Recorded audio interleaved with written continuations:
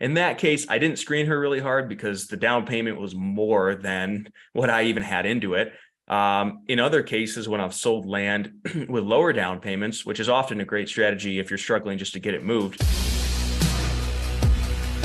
Communication and do it in a good way and a great way to connect with people that are older than you. I think that helps you to build wealth. It makes sense, Dan. So let's dive right into the topic at hand, which is structuring seller financing deals. So Dan, what is the number one secret to structuring seller financing deals?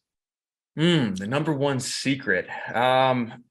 If we're talking about you selling on seller financing, we can hit that first just to be clear. I would say one of the biggest things is to make sure that you're doing your due diligence on the person to make sure they are going to be able to pay and or getting a large enough down payment that it doesn't really matter. And so let me give you an example.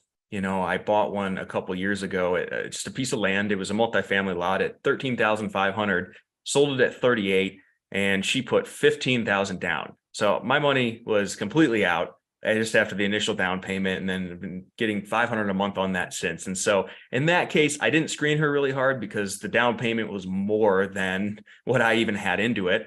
In other cases, when I've sold land with lower down payments, which is often a great strategy if you're struggling just to get it moved, I'll go on a land contract or contract for deed where it stays in my name, in the company's name until they pay it off. So it's much easier to take back if there's any sort of problem.